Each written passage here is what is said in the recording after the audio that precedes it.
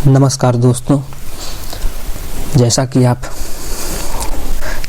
ऊतक के बारे में पढ़ना चाहते हैं तो चलिए मैं इस वीडियो में आपको ऊतक के क्लासिफिकेशन और टाइप्स के बारे में विस्तार से बताता हूं। शायद ही आपको इस तरह का वीडियो को यूट्यूब पर मिले, क्योंकि मैं इस वीडियो में ऊतक के जितने भी प्रकार हैं उसको पूरा कवर किया है। इसलिए अच्छा यही होगा कि आप कापी और कलम साथ में लेकर बैठें तो अच्छी तरह से समझ में आएगा।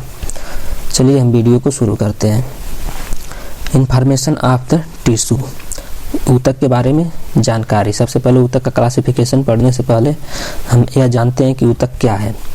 ऊतक है, देखिए इसकी जो डिफिनेशन है, a group of similar cells along with intercellular substance perform a specific function is called tissue.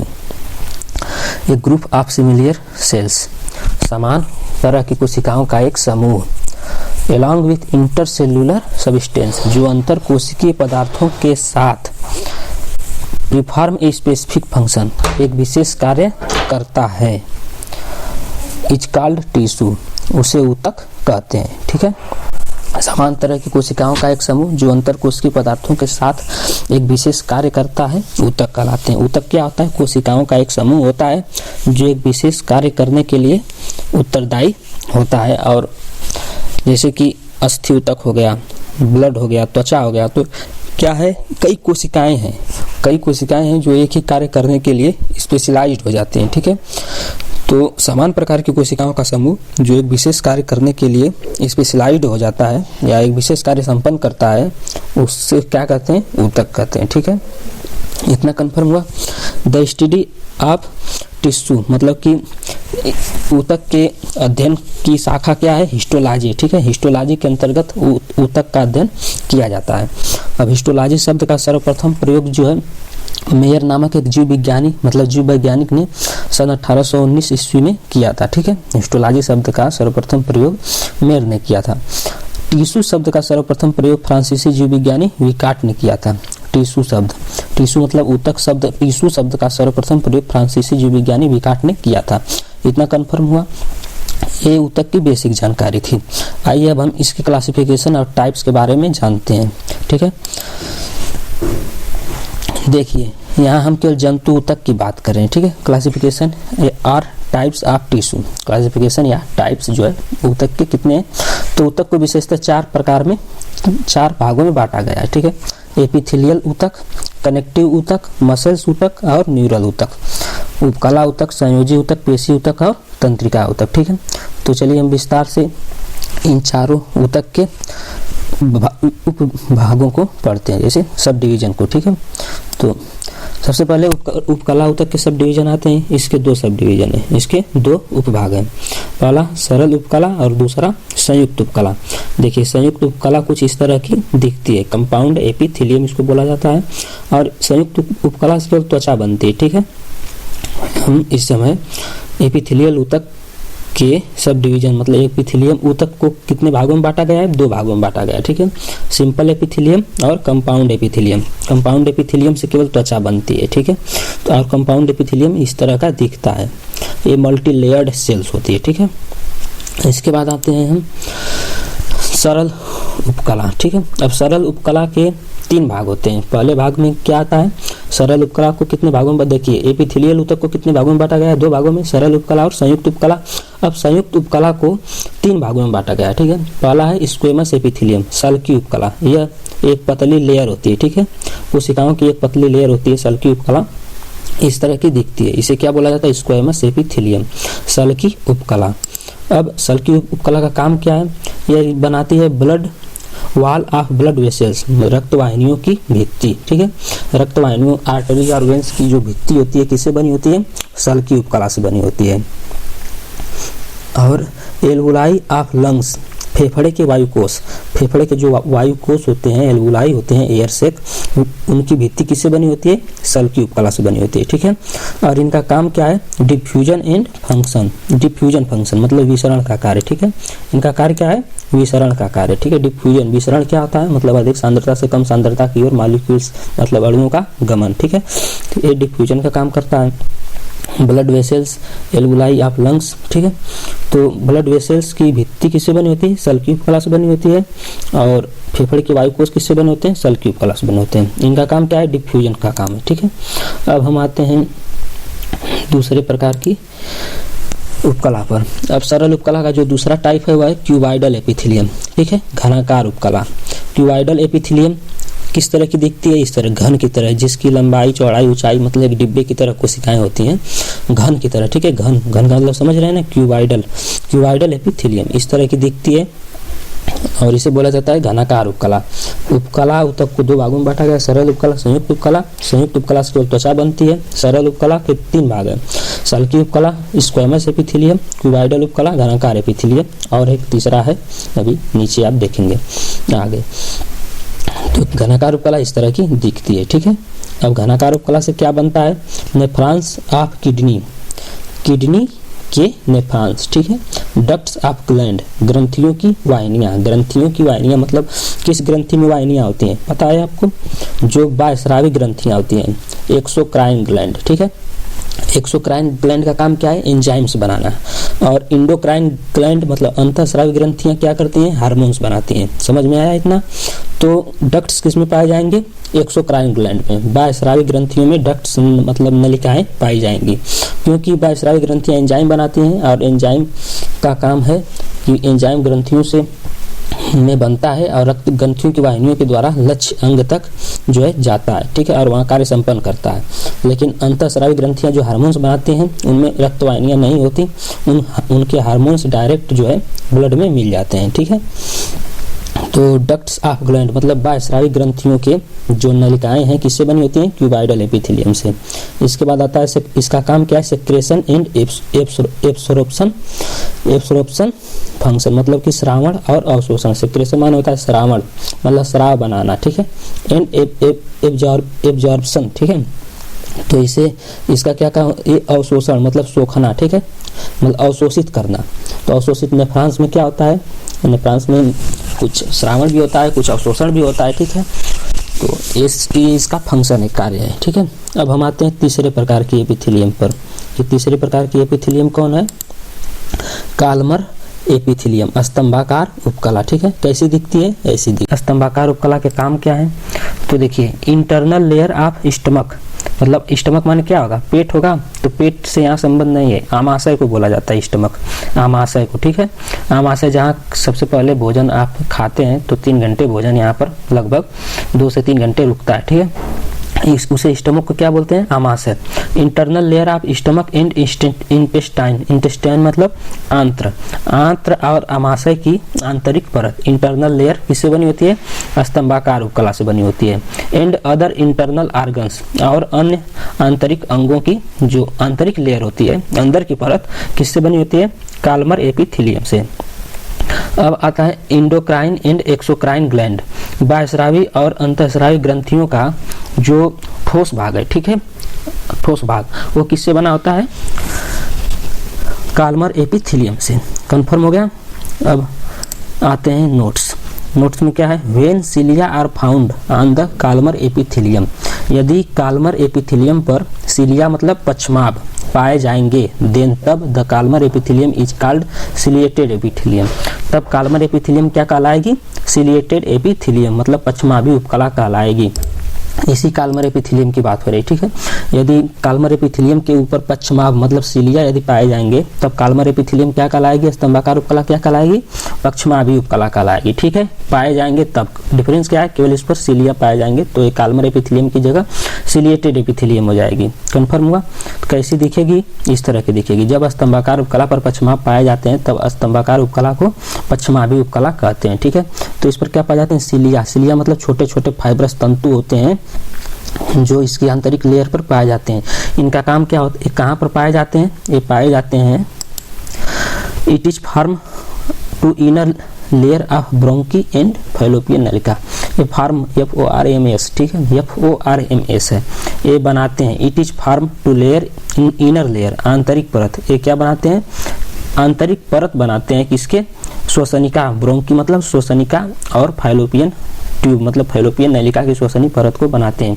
इनका काम क्या है, ये सीलिया जो है ऊपर की तरफ गति करते हैं। श्वसनिका में ऊपर की तरफ जैसे आप सांस ले रहे हैं तो सांस में धूल इत्यादि भी जाते हैं ना, तो उसकी भित्ति पर पाया जाता है, आंतरिक भित्ति पर पक्षमाभि उपकला श्वसनिका की, तो धूल इत्यादि कण इससे चिपक जाते हैं और ये बाहर की तरफ गति करता है। ठीक है, बाहर की तरफ गति करता है और उस धूल इत्यादि कण को जो बलगम होता है उसमें मिला करके और बाहर की तरफ निकालता रहता है। ठीक है, ऊपर की तरफ, तो इससे धूल इत्यादि कण फेफड़े में नहीं जा पाते हैं। और फैलोपियन नलिका में श्वसनिका होती है तो उस समय उसका काम क्या होता है, जब फैलोपियन नलिका के स्तमस भाग में, मतलब कि स्तमस भाग वह होता है जहाँ पर एक शुक्राणु स्पर्म का अंडाणु ओवम से निषेचन हो जाता है। ठीक है, तो निषेचन के बाद अब वह गति करेगा गर्भाशय की ओर। ठीक है, वह किधर गति करेगा, यूटेरस गर्भाशय की ओर। तो गति कैसे करेगा, अपने आप थोड़े गति करता है, यही पश्चिमाभि उपकला पूर्वटिका होता है और पश्चिमाभि उपकला धीरे धीरे इधर गर्भाशय की ओर यूटेरस की ओर गति करती है। ठीक है, लहराती है धीरे धीरे, तो धीरे धीरे वो जो है निषेचित जाइगोट जो है गर्भाशय की ओर बढ़ता है। ठीक है, तो पश्चिमाभि उपकला का यही काम होता है और यह दो जगह केवल पाई जाती है विशेष रूप से, श्वसनिका में और फैलोपियन ट्यूब में। कौन, स्तंभाकार उपकला पर यदि पश्चिमाभ आ जाए तो वो क्या कहलाएगी, पश्चिमाभि उपकला कहलाएगी। चलिए अब नेक्स्ट टॉपिक को समझते हैं। इतना तो कंफर्म हो गया, अब हम संयोजी ऊतक को पढ़ते हैं। उपकला ऊतक को पढ़ लिया। उपकला ऊतक के दो भाग हैं, सिंपल एपिथेलियम और कंपाउंड एपिथेलियम। सिंपल एपिथेलियम के कितने भाग हैं, 3 भाग हैं। कितने भाग थे, 3 भाग थे। चलिए एक बार फिर देख लेते हैं। Squamous epithelium, cuboidal epithelium, columnar epithelium. यदि काल्मर एपिथेलियम पर सिलिया पाए जाएंगे तो वह हो जाएगी सिलिएटेड एपिथेलियम। हो गया। चलिए अब हम संयोजी ऊतक के पार्ट देखते हैं। संयोजी ऊतक में कितने हैं, लचीले या शिथिल संयोजी ऊतक मतलब लूज कनेक्टिव टिश्यू, दूसरा है डेंस कनेक्टिव टिश्यू मतलब सघन संयोजी ऊतक, और तीसरा है स्पेशलाइज्ड कनेक्टिव टिश्यू मतलब स्पेशलाइज्ड मतलब विशिष्टीकृत संयोजी ऊतक। ठीक है, विशिष्टीकृत संयोजी ऊतक। अब हम बारी बारी से इन तीनों के सब डिविजन्स को देखते हैं कि लचीले शिथिल संयोजी ऊतक, लचीले या शिथिल संयोजी ऊतक के कितने पार्ट हैं। तो सबसे पहले हम देखते हैं लचीले या शिथिल संयोजी ऊतक में सबसे पहला, ये भी 3 प्रकार का होता है। तो इसमें पहला प्रकार है एरियोलर टिश्यू। एरियोलर टिश्यू को हिंदी में क्या कहेंगे, संयोजक ऊतक। यहाँ पर संयोजी है कनेक्टिव टिश्यू, लेकिन यहाँ पर संयोजक है। ठीक है, यही अंतर है। तो ये किस तरह का दिखता है, किससे बने होते हैं, एरियोलर टिश्यू ये बने होते हैं कोलेजन तंतुओं के इत्यादि कोलेजन तंतुओं से बने होते हैं। ठीक है, तो इनका फिगर इस तरह से है और इनका काम होता है, देखिए अभी हम आगे आपको बताते हैं। तो इनकी फिगर, ये फिगर इस तरह से है, आप इस फिगर को याद कर लीजिएगा। इसमें मैक्रोफेस और फाइब्रोब्लास्ट, ठीक है, कोलेजन फाइबर्स, मास्ट कोशिकाएं, ठीक है, एक इससे बनी होती हैं, संयोजक ऊतक से बनी होती हैं, जुड़ी भी होती हैं आपस में। अब इसके बाद हम देखते हैं इट इज कंसिस्ट मतलब यह रखता है आप ए मेसवर्क ऑफ कोलेजन। मेसवर्क माने क्या होता है, जाल। मेसवर्क माने क्या होता है, मेसवर्क मीन्स जाल। इट इज कंसिस्ट मतलब यह रखता है आप ए मेसवर्क ऑफ कोलेजन, कोलेजन तंतुओं का जाल। इलास्टिक टिश्यू मतलब प्रत्यास्थ ऊतक और रेटिकुलर फाइबर्स। कोलेजन प्रत्यास्थ ऊतक और रेटिकुलर फाइबर्स के जाल से यह बना होता है। ठीक है, या जाल इसमें पाए जाते हैं या जाल इसमें रखता है। ठीक है, ये बात एक ही हो गई। इसके फंक्शन क्या है, फंक्शन है सपोर्ट, स्ट्रेंथ एंड इलास्टिसिटी मतलब सपोर्ट देना, मतलब किसी अंग को सपोर्ट, आंतरिक इनर अंगों को क्या देता है, सपोर्ट देता है। स्ट्रेंथ मतलब मजबूती देता है और इलास्टिसिटी मतलब प्रत्यास्थ बनाता है, लचीला बनाता है उन्हें। ठीक है, अब फाइंड इन फाइब्रोब्लास्ट पाया कहाँ जाता है, फाइब्रोब्लास्ट में पाया जाता है, प्लाज्मा सेल्स में पाया जाता है, एडिपोसाइट्स में पाया जाता है, मास्ट कोशिकाओं में पाया जाता है। मैक्रोफेस मतलब बृहद बच्चकाणु, इसे हिंदी में बोला जाता है। मैक्रोफेस को क्या बोला जाता है, बृहद बच्चकाणु। और ये किसका पार्ट है, मैक्रोफेस WBC का पार्ट है। ठीक है, और हाइलाइन कार्टिलेज टिश्यू। ठीक है, हाइलाइन कार्टिलेज मतलब हाइलाइन उपास्थि ऊतक में क्या पाया जाता है, एरियोलर टिश्यू मतलब संयोजक ऊतक पाया जाता है। हम दूसरे ऊतक की बात करेंगे। दूसरा ऊतक कौन सा है, एडिपोस ऊतक मतलब वसा ऊतक। किसमें, संयोजी ऊतक के लूज कनेक्टिव टिश्यू का दूसरा पार्ट कौन सा है, एडिपोस टिश्यू, वसा ऊतक। अब इसका कार्य क्या है, चलिए इसे देखते हैं। ये पहले दिखता कैसे है, देखिए इस तरह का दिखता है। ये विशेषतः त्वचा गर्तिका ऊतक के नीचे होता है, जैसे छोटा सा है ना, ये छोटा सा बॉक्स, तो इसी का एक भाग इतना लार्ज यहाँ पर किया गया है, ठीक है। वसा एडिपोस ऊतक का काम क्या है? वसा को संचित करना। Adipose tissue acts as an insulating layer. Insulating layer मतलब, इंसुलेटिंग लेयर का मतलब वह होता है जो अंदर की गर्मी को अंदर ही रहने दे, बाहर ना निकलने दे, ठीक है। तो इंसुलेटिंग लेयर, उसे इंसुलेटिंग लेयर कहा जाता है, ठीक है। एडिपोस टिश्यू मतलब वसा ऊतक, एक्ट्स मतलब कार्य या भूमिका निभाते हैं as an insulating layer, insulating layer की तरह, helping to reduce heat loss through the skin, जो कि हमारी त्वचा के माध्यम से जो हीट है मतलब अंदर की गर्मी है उसे नष्ट होने में मतलब कम होने में मदद करती है, ठीक है। यदि वसा ऊतक नहीं रहेगी तो शरीर बहुत जल्दी ठंडी हो जाएगी, ठीक है। तो शरीर गर्म बनी रहे, शरीर का जो टेम्परेचर है वो 37 पॉइंट कितना होता है ना 37.8 डिग्री बना रहे, तो इसके लिए ये जरूरी है। इसकी लेयर, त्वचा के नीचे इसकी लेयर होती है और आंतरिक अंगों में भी ये होता है। अब इसके सेकंड पॉइंट को देखते हैं। It also has a protective function, यह प्रोटेक्टिव फंक्शन अदा करता है, ठीक है। प्रोवाइडिंग मैकेनिकल प्रोटेक्शन, पैडिंग और मैकेनिकल प्रोटेक्शन, जैसे पैडिंग, पैडिंग का मतलब एक जैसे एक अच्छी मतलब पैडिंग जगह, ठीक है। मतलब पैड का मतलब समझ रहे हैं ना, एक मोटा सा अच्छी जगह प्रदान करता है। And support around same of the major organs like kidney, kidney इत्यादि बड़े अंगों को, फेफड़ों को उसके नीचे और उसके चारों ओर कौन सा ऊतक होता है? एडिपोस ऊतक होता है, ताकि उसे धक्के इत्यादि से, झटके इत्यादि से बचाया जा सके, ठीक है। अब हम देखते हैं तीसरे ऊतक की, किसका भाग चल रहा है? ये भाग चल रहा है लचीले या शिथिल संयोजी ऊतक का दूसरा भाग हो गया, एडिपोस ऊतक हो गया, इस तरह का था, इसका एक दूसरा पॉइंट था। अब हम तीसरे, एडिपोस ऊतक के बाद कौन सा ऊतक आता है? Reticular tissue. रेटिकुलर टिश्यू का मतलब जालीदार ऊतक, जालीदार ऊतक, रेटिकुलर टिश्यू। ये किस तरह का दिखता है? इस तरह का दिखता है। चलिए इतना हो गया। It is made from reticular fibres, ये किससे बना होता है? रेटिकुलर फाइबर्स से बना होता है, मतलब जालीदार तंतुओं से बना होता है। It is made from reticular fibres. अब इसका सेकेंड पॉइंट क्या है? Reticular tissue from as scaffolding, scaffolding for other cells in several organ. Scaffolding माने होता है तह प्रदान करना, बेस प्रदान करना, ठीक है। यह क्या बनाता है? बेस बनाता है, ठीक है। फॉर अदर सेल्स मतलब अन्य कोशिकाओं के लिए, इन सर्वल ऑर्गन्स मतलब कि अनेक अंगों की कोशिकाओं के लिए क्या बनाता है? एक बेस तैयार करता है। Such as lymph nodes and bone marrow, ठीक है। लिम्फ नोड और बोन मैरो मतलब अस्थि मज्जा, सच एज मतलब कि लिम्फ नोड और अस्थि मज्जा इसके उदाहरण है, ठीक है। तो इनकी जो स्कैफोल्डिंग होती है चारों तरफ की बेस, ठीक है, तो वो किससे बनी होती है? रेटिकुलर टिश्यू से बनी होती है। अब इसका थर्ड पॉइंट क्या है? The most important function of this tissue, इस टिश्यू की जो बहुत ही महत्वपूर्ण क्रिया है, काम है, वह कौन सा है? Provide support to the organs, मतलब अंगों को सपोर्ट मतलब एक सहारा प्रदान करना, ठीक है, जिस पर अंग टिके होते हैं।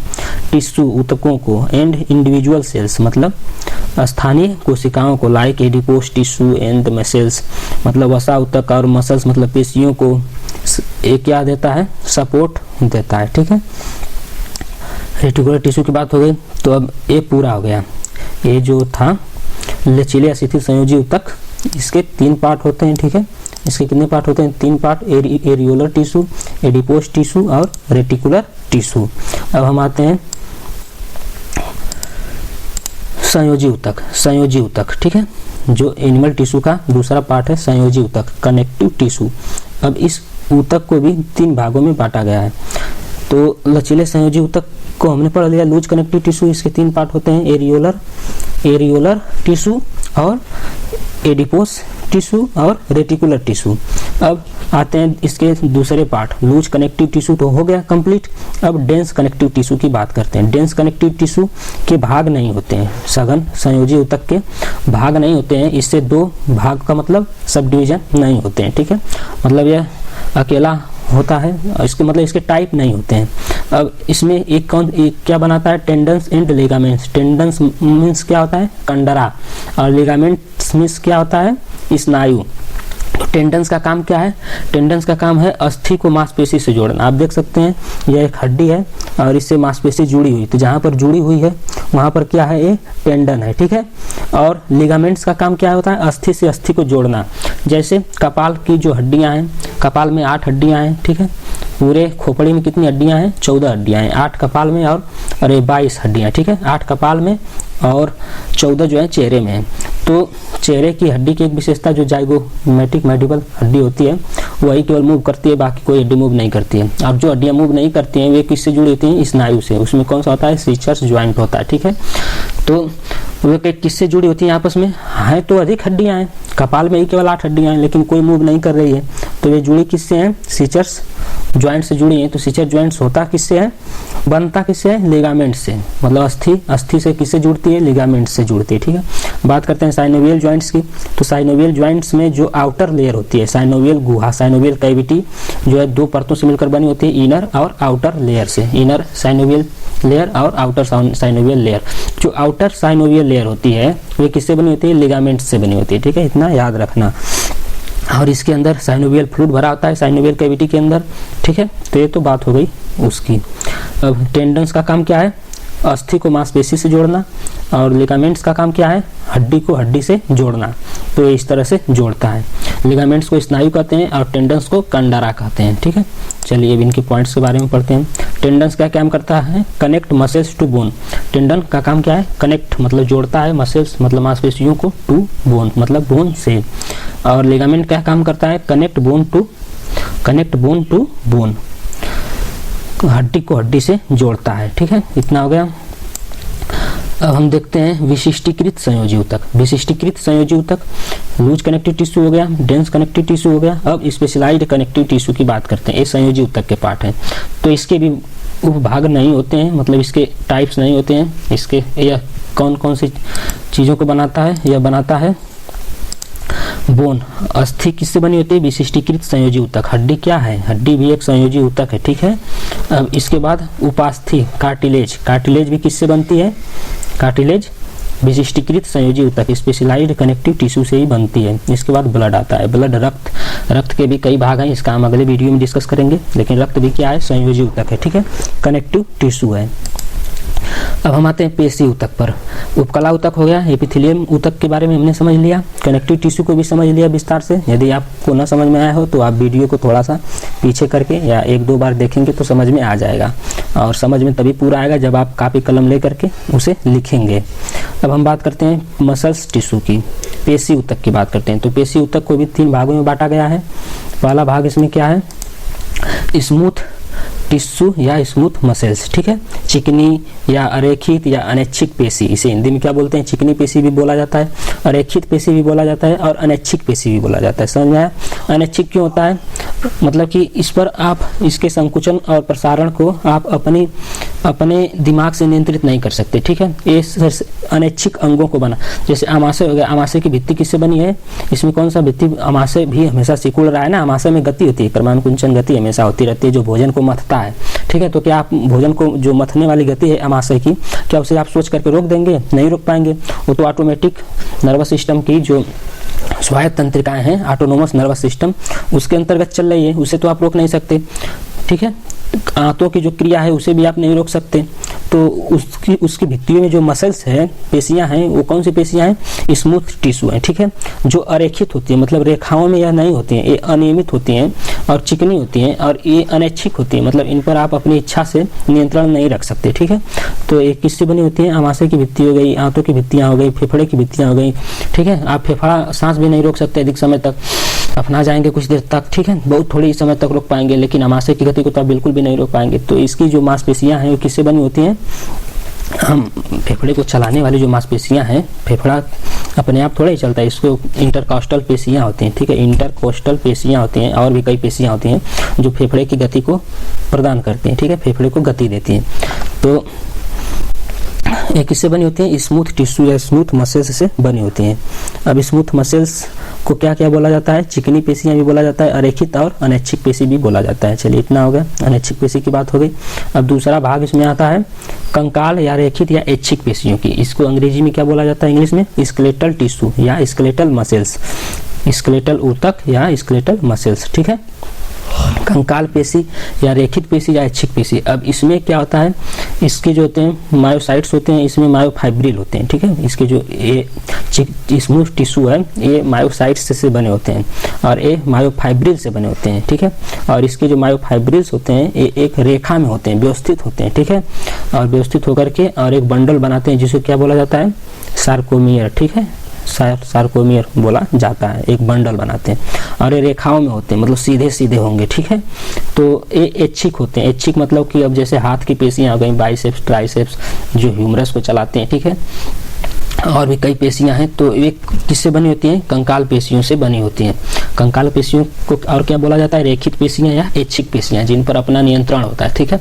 आप चाहेंगे तभी हाथ मुड़ेगा, तभी हाथ फैलेगा, नहीं तो नहीं फैलेगा, ठीक है। तो एक क्या है? ऐच्छिक पेशियां हैं और ये इस तरह की दिखती हैं, ठीक है। इनके बारे में विस्तार से, कंकाल पेशियों के बारे में विस्तार से हम अगले वीडियो में समझेंगे। हम सभी टाइप्स के अलग अलग वीडियो बनाने का प्रयास करेंगे विस्तार से जानने के लिए। अब आता है बात तीसरे पेशी की तीसरी पेशी कौन सी है? कार्डियक टिश्यू या कार्डियक मसल्स, ठीक है, या हृदय पेशी। हृदय पेशी की विशेषता क्या है? यह रेखित होती है लेकिन अनैच्छिक होती है और इसके प्रत्येक तंतु आपस में तंतु, जितने भी तंतु हैं वे आपस में जुड़े रहेंगे। समझ में आया? जैसे एक हर्ट है और हर्ट के थोड़े से भाग को यहाँ पर लार्ज करके दिखाया गया है।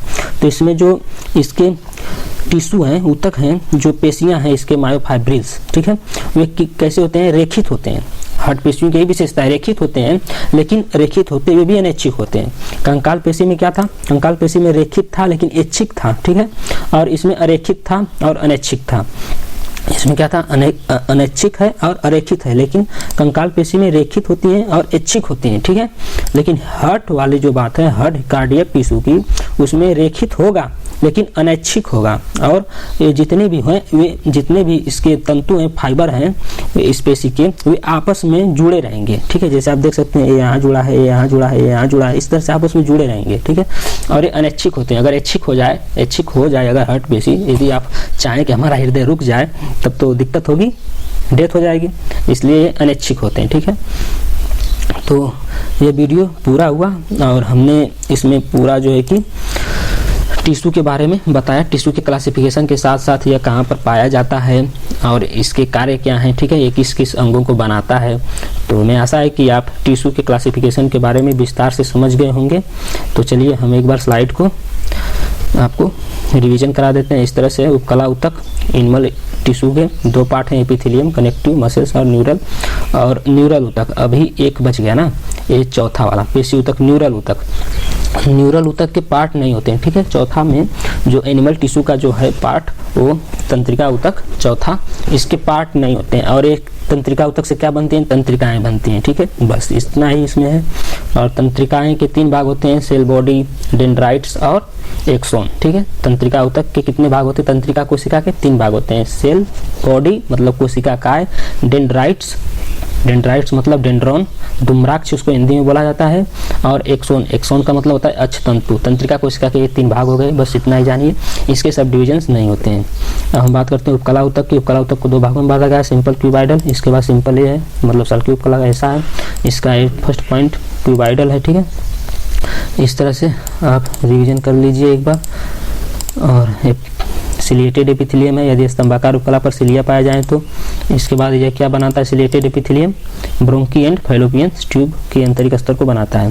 अब ये लूज कनेक्टिव टिश्यू के तीन टाइप होते हैं, एरियोलर और एडिपोस और रेटिकुलर, ठीक है। एरियोलर, रेटिकुलर और एडिपोस, इतना हो गया, रेटिकुलर हो गया। अब आता है रेटिकुलर ऊतक। रेटिकुलर फाइबर से बने होते हैं, मतलब जालीदार तंतुओं से बने होते हैं। संयोजी ऊतक का पार्ट नहीं होता है। संयोजी ऊतक दो अंगों को बनाता है, कौन कौन? टेंडन्स और लिगामेंट्स, कंडरा और स्नायु को बनाता है। इसके बाद कंडरा का काम क्या है, पेशी को अस्थि से जोड़ना, और स्नायु का काम क्या है, अस्थि को अस्थि से जोड़ना। ठीक है, इतना हो गया।